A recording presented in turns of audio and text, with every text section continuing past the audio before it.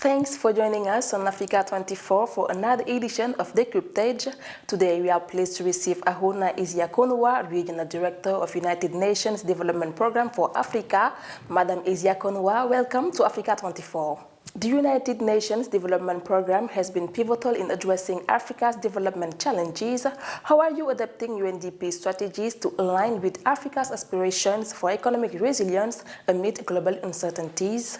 It's a good question because we obviously see that there's a lot of vulnerability for African economies today because of these global uncertainties. And the first thing that we're discussing at this conference, which UNDP is also very much trying to implement, is how to actually change the structural nature of Africa's economies, which has been mostly as a supplier of raw materials. So Africa is not a poor continent in terms of resources and natural wealth, but it has had growth that is largely jobless.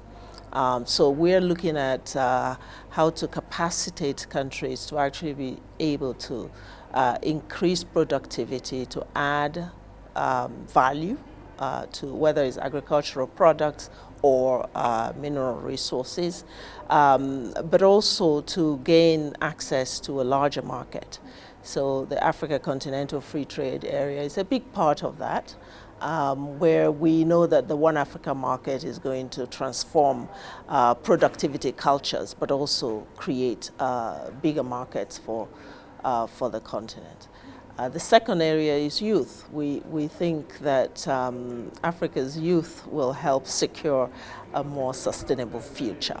And so investing in youth, in their dynamism, in their, youth are kind of restless and in a hurry to foster prosperity. And Africa needs to leverage that because we need to accelerate development. But they're also quite technologically savvy. So we think that technology is a big part of building Africa's resilience economically. Technology in all the sectors, whether it's agriculture, education, climate, financing, all of that need the new technologies and digitalization, so the digital economy as well. Youth unemployment in Africa remains at a staggering 12 to 15%, with millions of young people entering the labor market annually. What role does the UNDP play in creating sustainable job opportunities for Africa's youth, especially in the green and digital economies? Yeah, actually, Africa has a lot of value in the green transitions, because we have up to 40% of the world's solar potential on this continent. But also a lot of the green minerals that are needed to power a net zero world are here on the continent. And that's a huge thing to leverage. If you just take the energy transitions, right, a lot of young people can be in that value chain of producing renewable energy. I remember in the Gambia where UNDP is supporting a project on solar energy, and we supported a group of young engineers, female engineers, to actually get involved in the installation of solar power, solar infrastructure. And I still remember one of the young ladies had a baby, and we were able to actually provide nursery facilities for her to be able to continue that work. First of all, training, but also now starting the installation. So we need to do things quite intentionally to be able to get young people, because young people have a lot of fences that they have to scale to be integrated into the economies of their countries. If you're a young woman, you may not be entitled to land. You may marry early and start to have kids. That shouldn't put you out of business, So we need to be intentional in terms of how we support these different dynamics around young people so that they can succeed. If you're young, you may not have access to the knowledge or power bases that will give influence opportunities for you to get financing. We don't have to have young people struggling on their own. We create opportunities for them to access finance for scaling their business ideas, for instance. instance. And that's why we have Timbuktu as an initiative, as you know. Women-led businesses in Africa face a $42 billion financing gap annually, limiting their contribution to economic growth.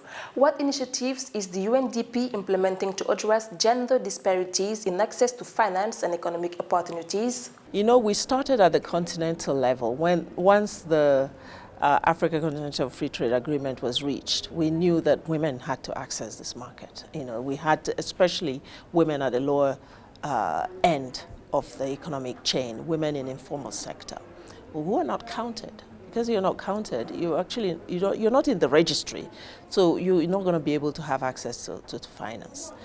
So first of all, we engaged with the Africa Continental Free Trade Area Secretariat to come up with a study, a survey that showed, that interviewed women across the continent. We went to 27 countries to ask them, what do you need to become successful traders, for instance, and to access this market? And they highlighted 3 things. One was access to finance. The second was capacity, you know, and the third was access to markets.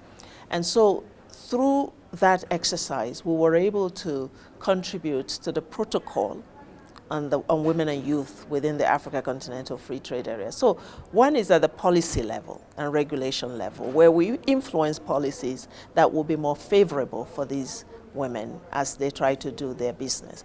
The second one actually is around giving them information. So I was saying earlier that here in Botswana, we had women groups that we were able to facilitate access to the market in Namibia and in Rwanda. And that exposure meant everything to them, because they were able to understand how much they need to improve their products to be competitive outside Botswana, right?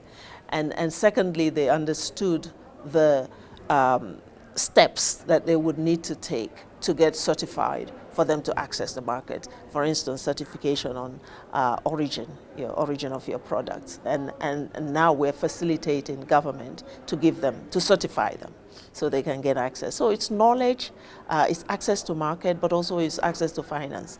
And we are connecting them to where funds exist that they can leverage in their countries and beyond.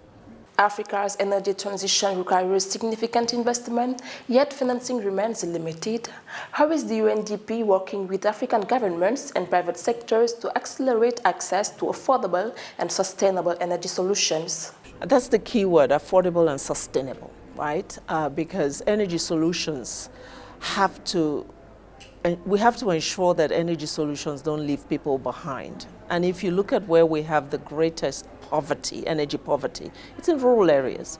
So UNDP focuses a lot on rural electrification. You know, one of the programs that we launched during the COP28 was the Africa Mini Grids program. And this is really touching 21 countries in Africa, where we hope that that program will help give access to more than 200 million people eventually. And the idea there is to bring both public and private financing. You know, the energy infrastructure needs a lot of money, right? So it's not only going to come from one source. So a convergence of public-private money. So the public money comes in through this program, and we're working with the Global Environment Facility. They are the ones mostly funding this. So we bring that public money to de-risk the environment for private capital to come in. Because there are a lot of risks involved in making big investments. And private companies don't want to take those risks because it implies losses for them. So if we invest public capital to take away some of the risk or to share that risk, we are much more likely to attract more private investment. So that kind of programming. The second aspect of that is also the regulations. Sometimes regulations are either absent or they are stifling. So we also want to use this program to make for the kind of regulations and policies that are more conducive for investment in renewable energy solutions. So that, those are some of the aspects that we're bringing on board. This program hopefully will attract a lot of private money because we're showing the way, we're piloting, we're showing what's possible. But also we're showing that communities, their lives get transformed, not just because there's a light bulb that is now in the room, but because, that woman who was grinding her mill and having to walk miles to go to where she could grind it, now has it right in her compound. And so she saved time, and the energy that it takes, but also she can increase the price of her product. That education system where a lot of children drop out of primary school because they're not able to go on to secondary school because of poor grades. Now teachers can teach for longer hours and students can study for longer hours when they have electricity. So the implication of actually tackling energy poverty for sustainable development is huge. And this is why we're in this conference as well as with the UNDP programming, we're putting a lot of advocacy around this. Let's bring the capital that's needed. Let's bring the capacity. Let's bring the technology to bear. And the ripple effect on the SDGs will be incredible. Madam Ahunna EZIAKONWA, thank you for answering our questions. Dear viewers, thank you for following us. Find the full program on MyAfrica24 and Africa24TV.com.